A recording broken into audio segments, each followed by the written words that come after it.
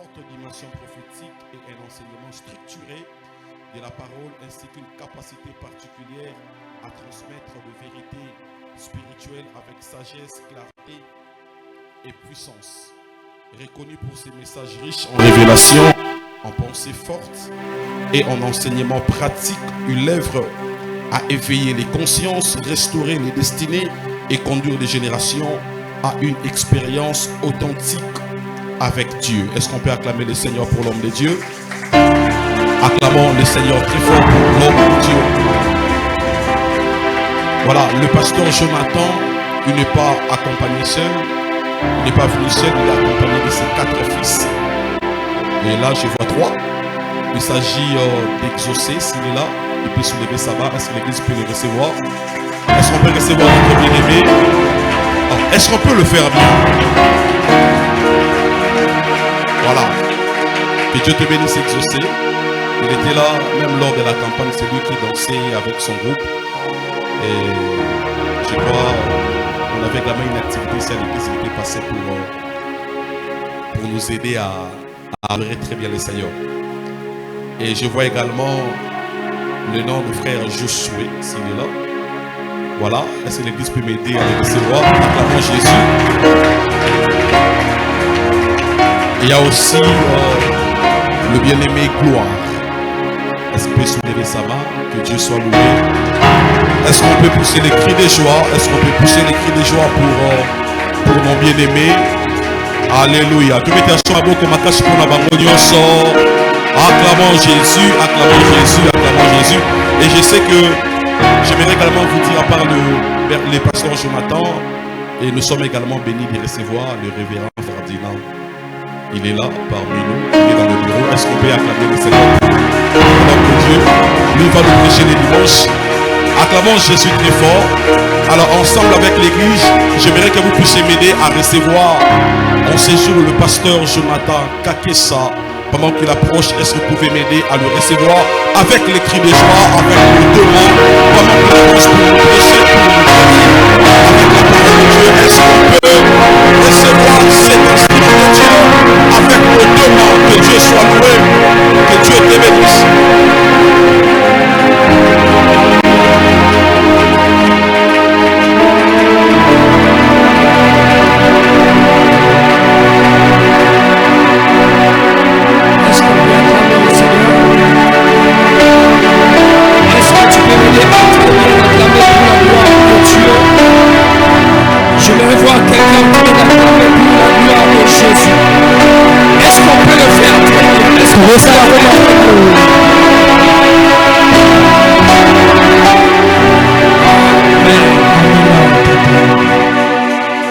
On va prier, Seigneur, nous te bénissons. Merci pour ce programme.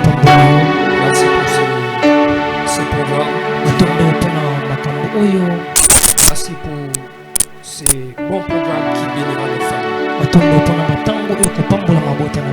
Nous croyons certainement nous ne sortirons pas tels que nous sommes venus. Père, honore ton Fils Jésus. Nous avons besoin que nos vies soient transformées. Je déclare et j'annule tout ce qui n'est pas de toi ce soir. Que cela soit lui le Saint-Esprit. Et je déclare que ta parole soit une bénédiction pour nous. Dans le nom puissant de Jésus. Ainsi nous avons prié. Et nous disons Amen. Est-ce qu'on peut acclamer le Seigneur? Nous sommes seulement debout, on va lire des textes bibliques avant de nous rasseoir.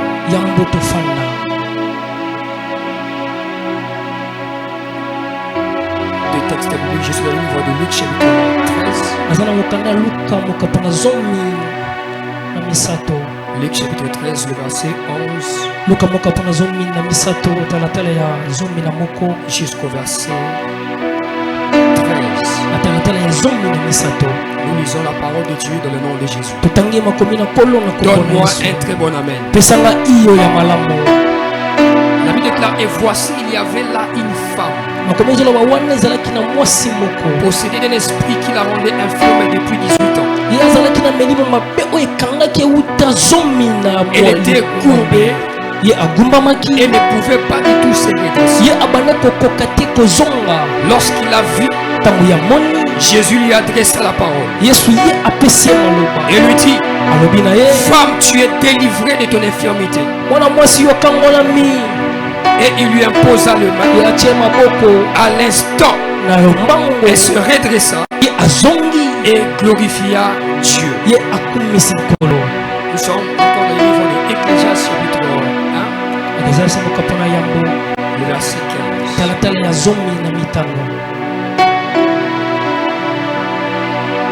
La Bible déclare: ce qui est courbé ne peut se redresser, et ce qui manque ne peut être compté.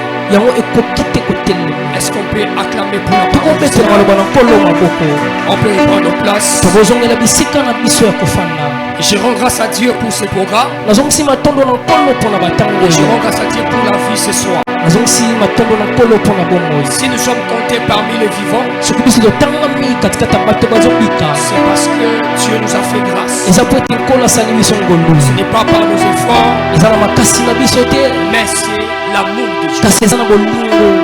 Et je vais encore dire merci à Dieu, l'apôtre Grâce, pour la marque de confiance qui ne cesse de témoigner à notre personne. C'est un homme de Dieu merveilleux qui a un très bon cœur et qui est choisi par Dieu.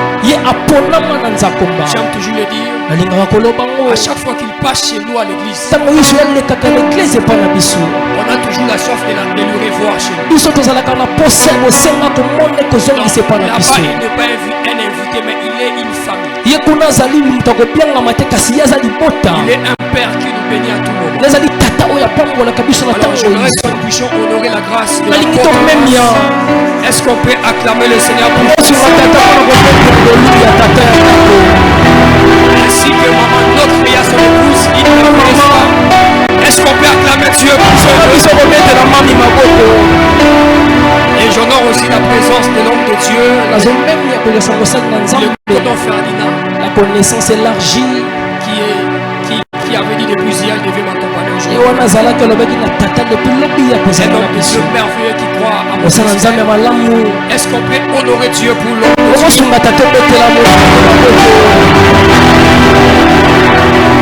Et j'honore la grâce de tous les hommes de Dieu déjà qui m'ont précédé. Je vois l'apôtre Grâce qui nous avait béni depuis le dimanche. Et puis l'homme de Dieu, le berger, qui nous a béni tous les deux jours. Amen. Dis à ton voisin faux. Dis à ton voisin faux. Amen. J'aimerais dire à quelqu'un, ce programme, ce n'est pas un programme ordinaire. C'est un programme extraordinaire. Fofom 2026 n'est pas le même Fofom de l'année 2025. J'aimerais dire à quelqu'un, chaque nouvelle année a une nouvelle visitation.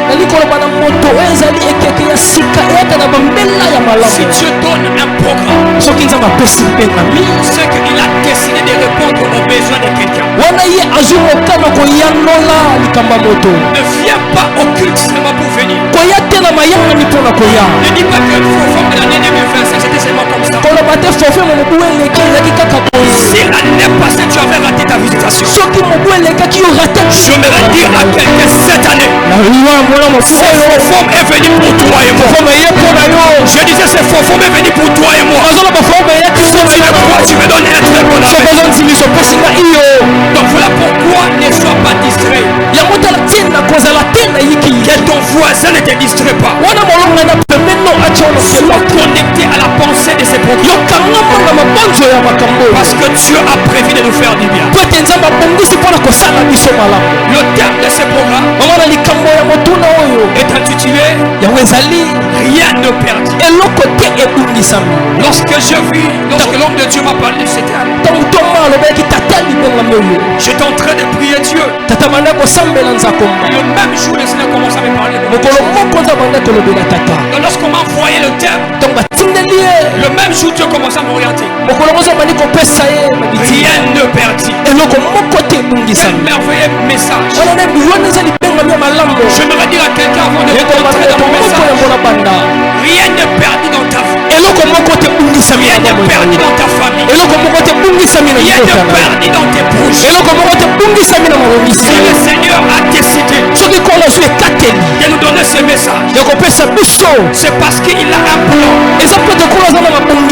de nous donner même ce qu'on avait perdu avant. Voilà pourquoi tu dois croire que rien ne perdit dans ta famille. Rien ne perdit dans ta vie.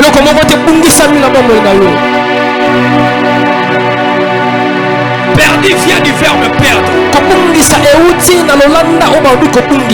qui veut simplement dire cesser de posséder quelque chose, cesser de garder quelque chose. Lorsqu'on parle de perdre, c'est abandonner ou oublier quelque chose que tu as. Lorsqu'on parle aussi de perdre, c'est celui qui possédait quelque chose, et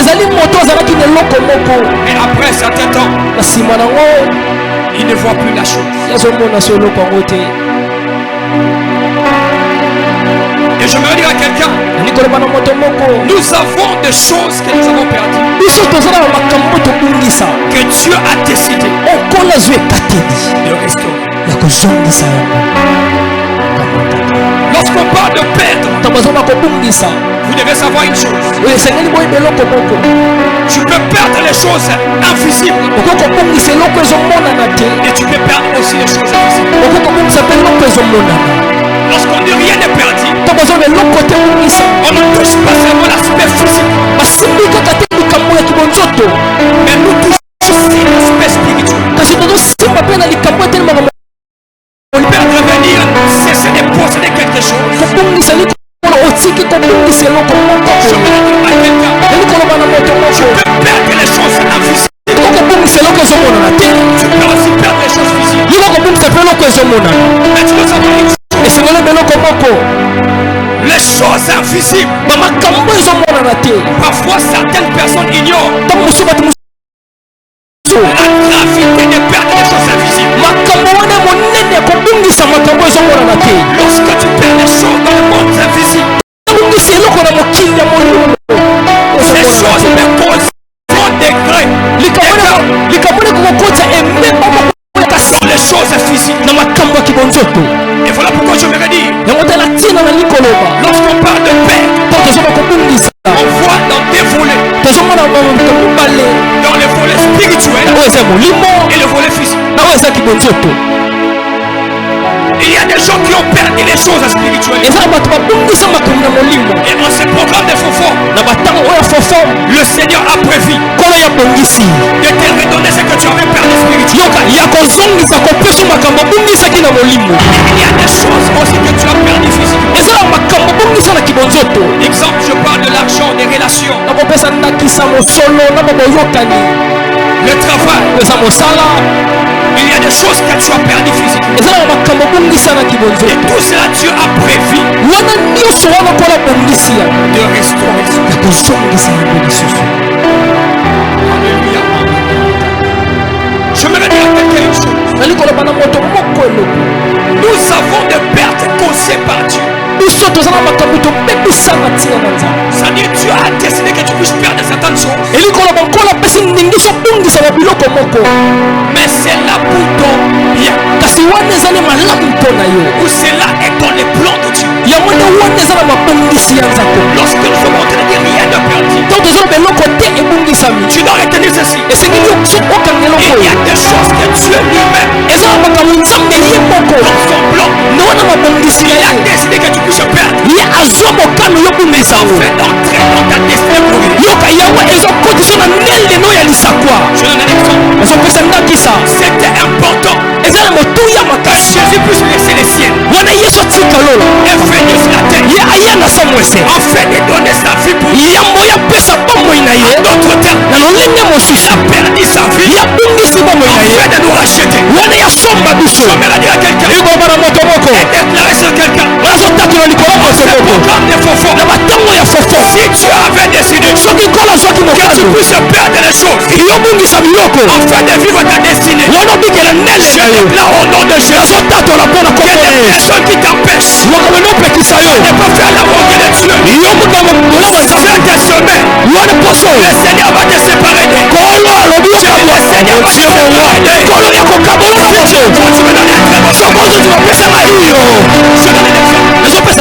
il y a des travaux que tu es en train de faire, mais ce sont des travaux qui t'éloignent de Dieu. Ne t'étonne pas, le lendemain on t'appelle, on te vire du boulot. Dieu a décidé que tu puisses perdre ce travail afin de vivre sa destinée, afin de vivre ce qu'il a prévu pour toi. Dieu m'a dit ceci, il y a des personnes qui ont des choses, mais que moi je n'ai pas voulu qu'ils puissent avoir. Il y a des personnes qui ont des relations, mais ce n'est pas de la volonté de Dieu. Il y a des personnes jusqu'à présent, le téléphone que tu as, c'est un sugar daddy qui t'avait donné ça. Le travail que tu as, c'est un homme marié qui t'a donné ça. Et Dieu a besoin que tu puisses perdre d'abord ces choses afin de vivre sa gloire. Je vais dire à quelqu'un, rien n'est perdu. Ça va être chaud. Il y a des choses que Dieu décide que tu puisses perdre afin de vivre sa volonté. Il y a deux pères causés par Dieu, mais les pères causés par Dieu c'est pour nous recadrer et nous introduire dans ce plan merveilleux de Dieu. J'appelle Jonas. La Bible déclare, Dieu envoie Jonas. Et la Bible déclare, Jonas a fui. Il commence à fuir. Dieu l'envoie. Il fuit la volonté de Dieu. Jonas est retrouvé dans la barque. Là il dormait.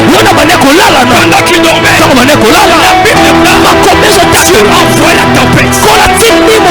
Lorsqu'il y avait la tempête, on commençait à jeter les histoires, les affaires dans la mer. C'était une perte. Mais cette perte n'est pas causée par les diables. Mais cette perte était causée par Dieu pour amener un Jonas dans sa volonté, pour amener un Jonas dans le plan merveilleux de Dieu. Je vais aller à quelqu'un. Il y a des promesses de Dieu. Tu as fui la volonté de Dieu. Je déclare au nom de Jésus. Il y a des personnes, le Seigneur t'a dit, tel que tu es là, c'est toi qui dois amener ta famille à la gloire.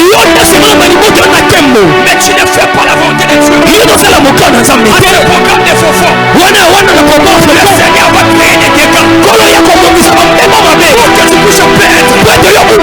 les choses que les diables ont imposées en toi. La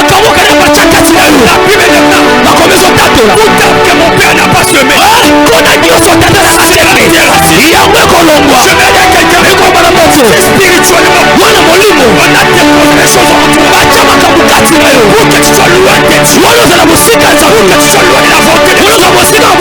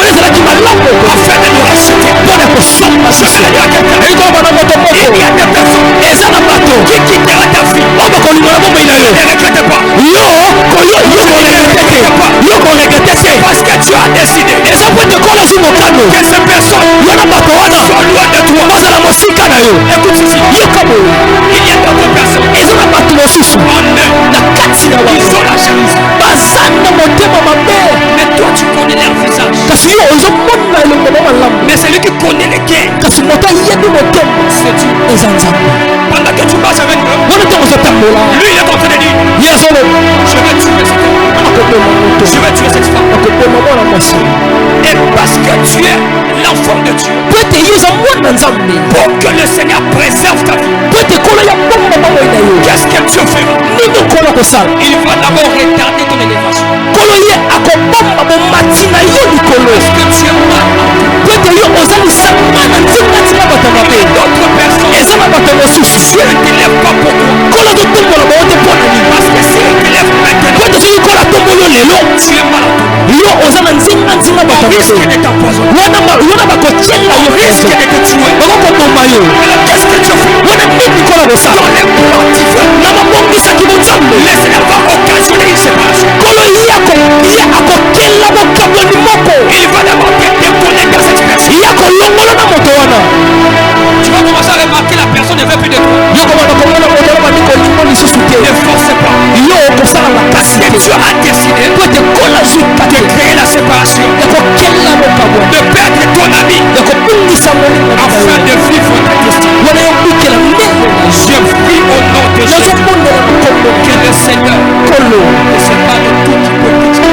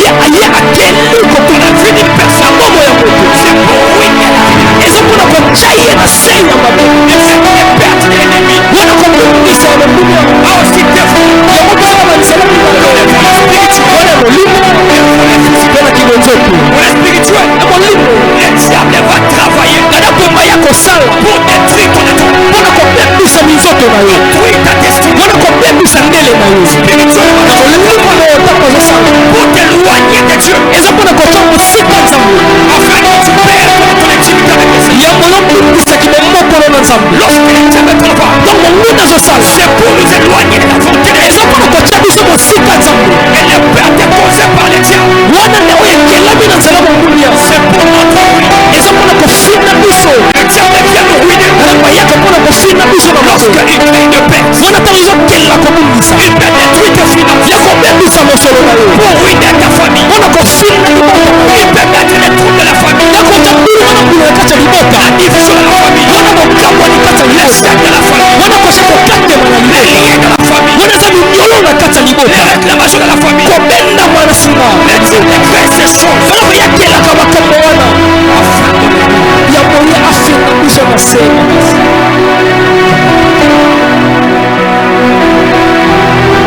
je veux dire si vérité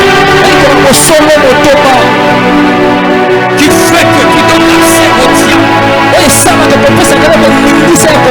afin de nous créer si vérité majeure comment le diable va pour créer des pertes dans nos familles, pour créer des pertes dans nos vies. Tu as fait de belles promesses de Dieu, mais aujourd'hui tu ne récoltes rien. Qu'est-ce qui a fait que le diable détruise ta vie? Il y a 6 vérités à savoir. La première de vérité, même si tu viens à l'église, même si tu connais Jésus, même si on a prophétisé sur toi, n'oublie pas ce que je vais vous dire. Aujourd'hui quand j'étais à la montagne, j'étais en train de prier. Il y a des choses que Dieu commence à insister. Il m'a dit ceci. Il y a beaucoup de personnes qui viennent dans ma présence, mais qui rentrent avec des liens de leur femme, qui rentrent avec des réclamations de leur femme. Mais c'est programme des faux. J'ai organisé cela pour la délivrance de mon peuple. Mais mon peuple doit connaître ces 6 choses.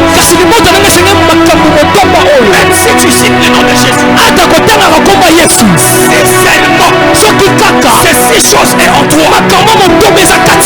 Sache une chose, le diable va créer des pertes. La première de vérité, c'est la vie de péché. Tu peux avoir le nom de Jésus en toi. Tu peux être un homme, une femme qui aime l'église. Mais lorsque tu as la vie de péché, le diable a la capacité de créer des pertes dans ta vie. La Bible déclare que tu n'es pas connu pour sauver. Le Seigneur a besoin de restaurer ta vie. Il a besoin de bénir ta vie. Si ta vie est couverte du péché, tu dégages l'odeur du péché. Je vais te dire la vérité. Même si tu cries au nom de Jésus, le diable va te ruiner. Le diable va te détruire. Je vais dire à quelqu'un, que Dieu collabore avec la sainteté. Le diable collabore avec les malades. Tu vis dans le péché. Tu dois savoir une chose. Le diable va créer de paix. Genèse chapitre 3. La Bible déclare Adam qui dégageait la gloire de Dieu, qui dégageait la présence de Dieu, mais parce qu'il a désobéi à Dieu, il a obéi au diable. Le diable a détruit sa relation avec les divins. Pourquoi ma vie n'avance pas? Pourquoi ma famille a des blocages? S'il y a le nom de Jésus, et tu vis toujours dans les péchés, tu es venu à Fofo, mais tu as failli dans ton téléphone. Tu es venu à Fofo, mais tu as défilé de mauvaises nouvelles dans ton téléphone. Tu es venu à Fofo, mais tu as un mari de truc. Tu es venu à Fofo, mais tu es simple, tu continues toujours à calomnier les autres. Je vais dire à quelqu'un, ce qui fait que le diable cause des pertes dans ta vie, cause des pertes dans ton ministère. C'est la vie du péché. La vie du péché est loin de Dieu. Celui qui est loin de Dieu est exposé. Celui qui est loin de Dieu, il devient la cible de l'ennemi. Je prie au nom de Jésus que le Seigneur te sépare du péché. Tu me donnes la paix, mon ami. Je prie au nom de Jésus que le Seigneur te sépare du péché. Je vais dire quelqu'un, même si tu as 1000 prophéties, même si tu as des 1000 prophéties, les prophéties ne peuvent pas s'accomplir. Lorsque tu as la vie de péché, le péché nous éloigne de Dieu. Le péché nous éloigne de la volonté de Dieu. Quand tu vis dans le mal, il permet au diable de détruire sa destinée. Il permet au diable de détruire sa famille. J'ai des paroles avec des chrétiens. J'ai des paroles avec des chrétiens. Ils sont à l'église. Ils sont des warriors. Avec des chrétiens. À l'église. Ils sont des je ne sais pas de qui. Je vais dire à quelqu'un, Dieu à cause de la concentration. La consécration. La sainteté. Tu as les péchés en toi. Si tu danses pour Dieu, si on déclare pour toi, Seigneur n'agit pas dans les péchés. Tu dois sortir du péché. Tu dois sortir du péché. Je déclare, je déclare.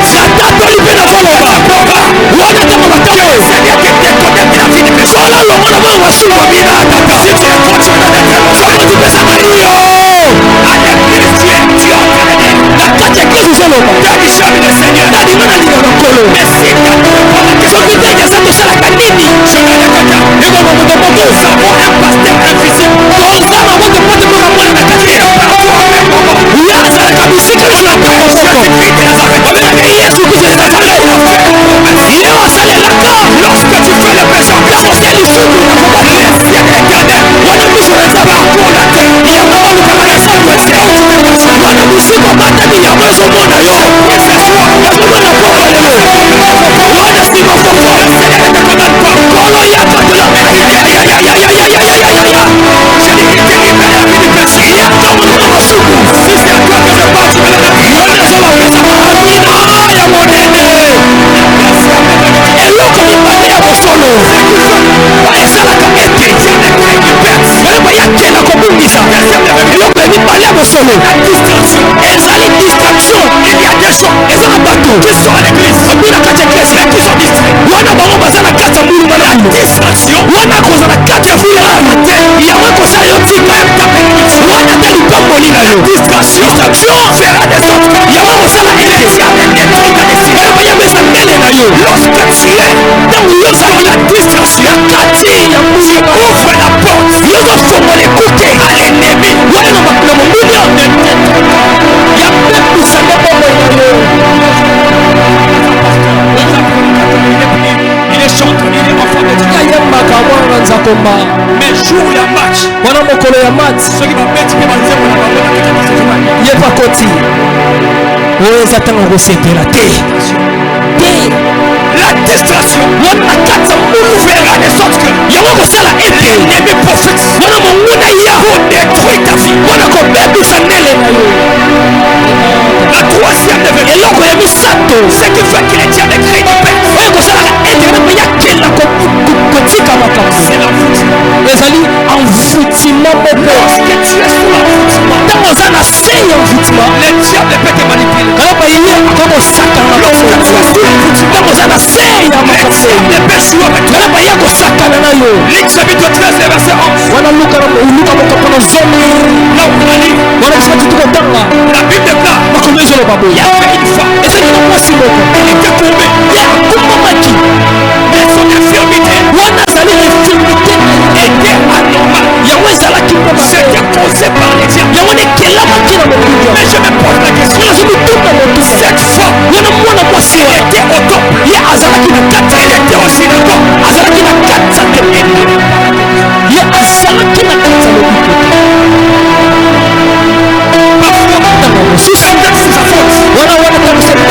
Elle était distraite. Elle était sous la voûte. Parce que tout celui qui est envoûté, les diables peuvent l'obséder ou le posséder. La quatrième de vérité.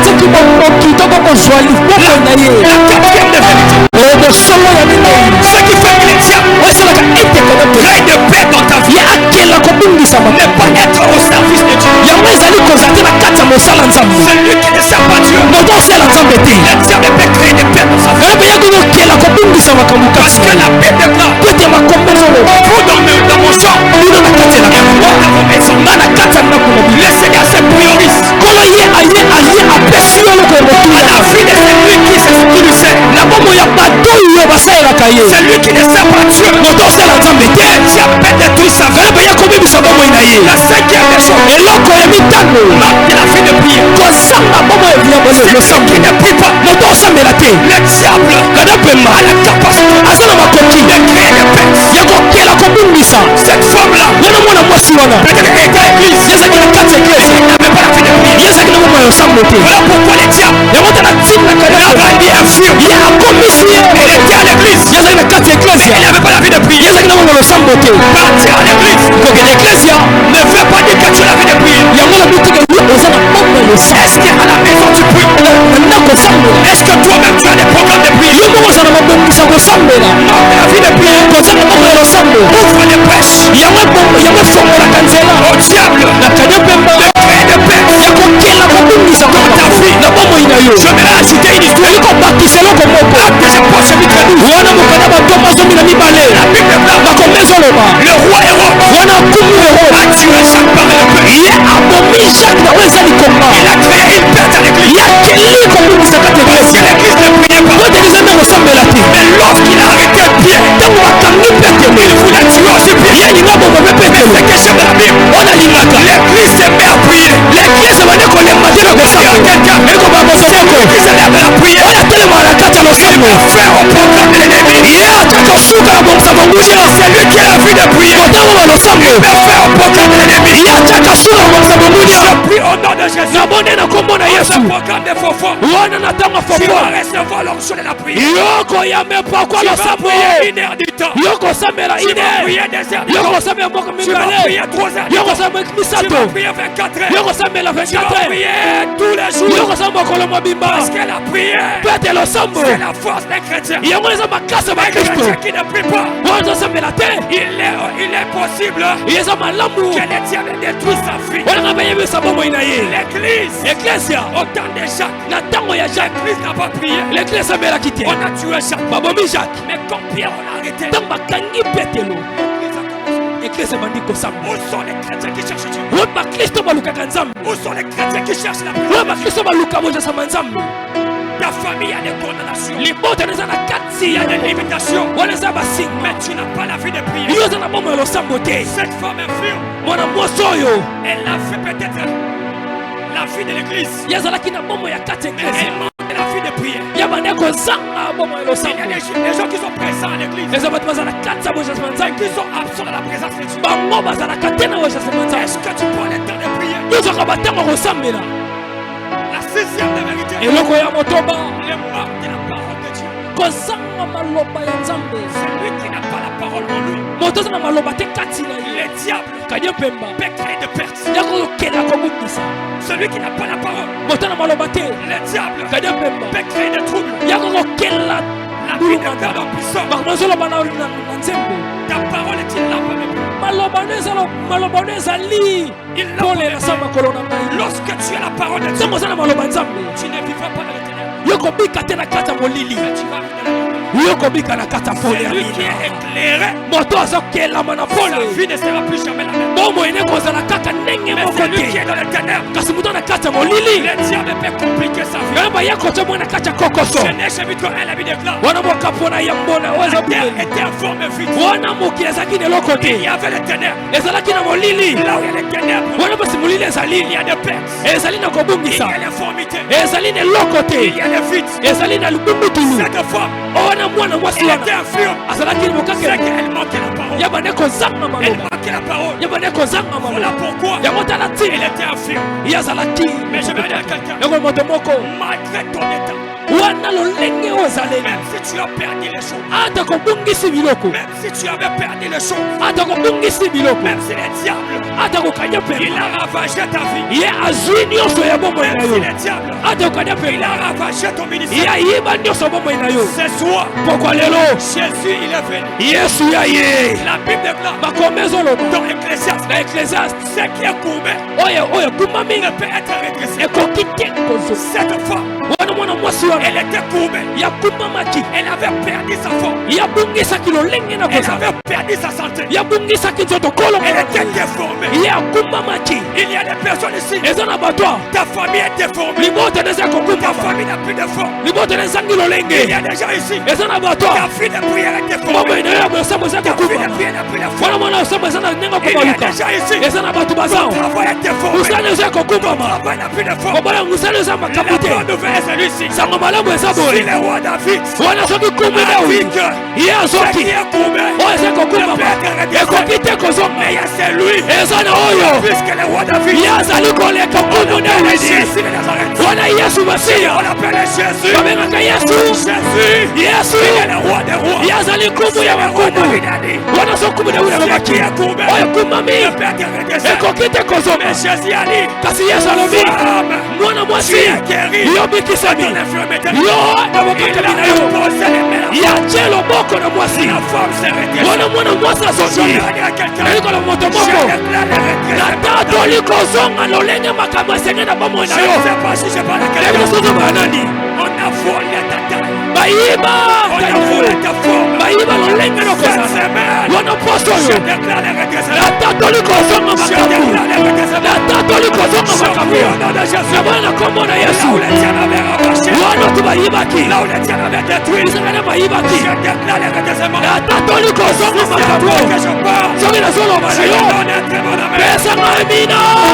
tata Les diables. kani opemba Il a rendu cette femme infirme. yakomisaki mwana mwasi ebosono Cette femme, elle avait une métal. mwana mwasi azalaki na lolenge kitoko Elle marchait très bien. yabana kotambola Mais konenda cette femme est déformée. kasi yakomaki ya kokumbama Ton travail mosala na yo allait bien. ebandi kokende malamu Ton travail est déformé. mosala na ekumbami Ta vie de prière bomoi na losambo allait bien. ezalaki lokende Ta malamu vie de prière wana mwa losambo oyo yango ekumbami mais le Seigneur est venu. wana nkolo ye C'est le roi David. wana so nkumu Il dawidi a dit yalobaki ce qui est courbé oyo ekumbami ne peut être redressé. ekoki te Et kozwa Jésus a dit mwana yesu ayekoloba mwana mwasi casse-toi. zonga lolekesaki mwana mwasi Tu es guéri. yo obikisani Non, c'est une saison de redressement. nazopesa sango nazoloba yakuyo ezonga na kombo na yesu La Monique Rokigate. Yo, yo. C'est une saison de redressement. oyobi tata malamu te azopesa mwana eleko ya malamu Vois les choses. nazomona makambo Et les diables avaient bloqué.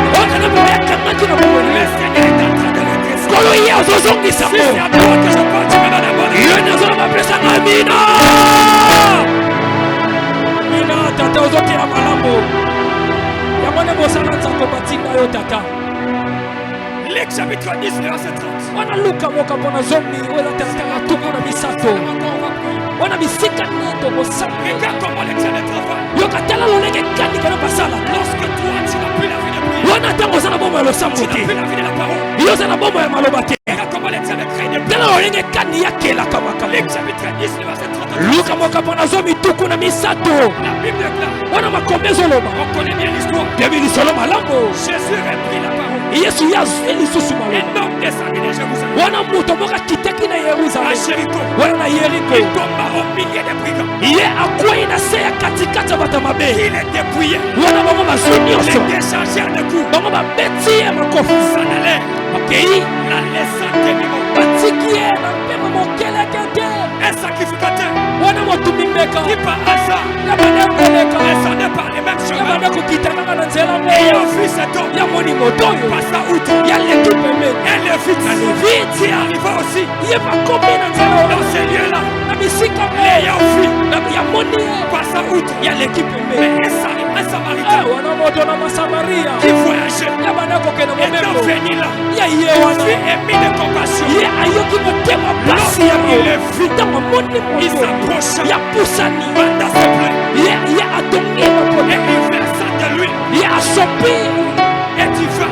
ye asopi Il est mis sur sa propre monture. ye atie ye na nzela na ye na Il nsima est conduit à une hôtellerie amemi ye na ndako et il prit soin de lui. ye azwi ye na Mais bopoto lorsque les diables détruit, ntango na baya bebisi il va te détruire ya kobebisa yo jusqu'à ce qu'il va te dépouiller. kino ntango ya kolongola nyonso L'histoire de la femme, wana lisolo mona on mwasi l'avait dit infirme, ye bakomisaki ye mais bomo on n'a pas dit, kasi balobi te on l'avait dépouillé. bango bayi okoma Mais cette histoire, kasi lisolo on aurait fait. Il bazotangisa y a biso un homme wana eza na moto qui moko marchait, ye banda il kotambola allait à ye Jérusalem. banda kokende Dans yeruzalem les chemins, na nzela il rencontre les brigands. ya kuta na batakanza Les brigands wana batakanza représentent bazotalisa les sorciers. wana bandoki Les brigands batakanza représentent bazotalisa les démons. wana bademo Les brigands batakanza représentent bazotalisa l'armée de l'ennemi. wana ezali engumba ya kanya pemba Pendant qu'il partait, ntango banda kokende il rencontre les brigands. akuta na batakanzo La paix déclare. makombe ezotato Les brigands batakanzo l'ont dépouillé, bango balongoli ye l'ont tabassé, babeti ye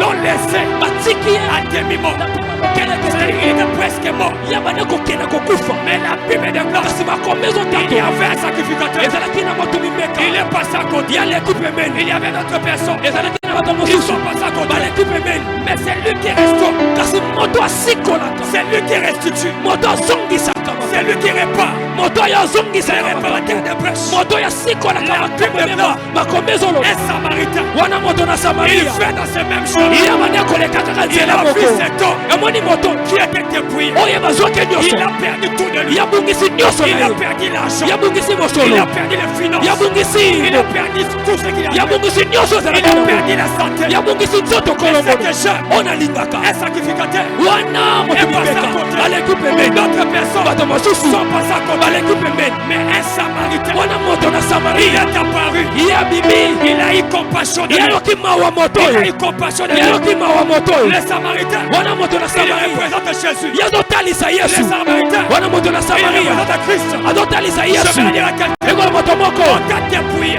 bango bayibe yo On t'a déchargé de coups. babeti yo makofi On t'a tabassé. babeti yo makasi Tu n'as plus d'espoir. yo oza na elika te Tu es presque mort. yo ozokenda kokufa Tu n'as plus d'espoir. yo oza na kolika te Tu n'as plus d'avenir. yo oza na ndela Tu malamu es comme te cet homme. yo oza lokola moto Mais oyo à ce programme de confort, na matango fofomo oyo le Seigneur m'a dit, koyebisi il y ngai a un bon samaritain. ezali na moto na malamu ya Samaria nazobeza na moto ya Samaria Même si tu es demi-mort, ataka oza na katikati ya même si tu kokufa es dépouillé, wana bayibo nyonso ce soir, moko lelo cette semaine, wana poso le oyo bon samaritain wana moto ya Samaria vient à ta rencontre. ye na nzela na yo Viens à ta rencontre. aye na nzela na yo C'est à toi que je parle. soki nde nazolobela Lève-toi là où tu es. telema bisika Tu oza vas donner un travail. ekola moto moko Je vais aller à quelqu'un. nazomona moto moko Même si tu es demi-mort, atako yo oza na katikati okende tu es kokufa dépouillé, atako yo bayibi yo tu t'es démort. yo ozomona Est-ce que 2026 wana ni investiso tout ira bien pour moi? ozoke malamu Tu n'as plus d'espoir. yo oza na kolika te Je vais aller à quelqu'un. ekola moto moko Même si tu es dépouillé, atako bayibi yo nyonso bayebisi eza na lebo Samaritain je dis il y a les bons Seigneurs. nazoloba eza na Samaria Si l'autre là, soki wana o wana il était enfui, ye azalaki mokaka le Seigneur l'a repris. wana kola azongisi ye Même si l'autre, atako mosusu il était dépouillé, ye bayibaki les bons Samaritains, wana moto na malamu ya ils ont Samaria restauré la vie. ye akoki kozongisa bomoi ya moto moko yango ya moto Dans moko le programme de Fofo, na ntango ya fofo je déclare, je décrète, natatoli mpe tu vas nazoloba rencontrer un bon Samaritain. yo kokutana moto malamu na Tu nzela vas na yo rencontrer un bon Samaritain. nazoloba okokutana Samaria na nzela na yo Demi-mort, yo ozalaki na se ya tu kokufa n'avais plus d'espoir de yo vie. ozalaki na kolika te na Je bomoi vois la main de Dieu. nazomona loboko nzambe Essuyer les larmes de cœur. ezopangwisa mai ya miso na yo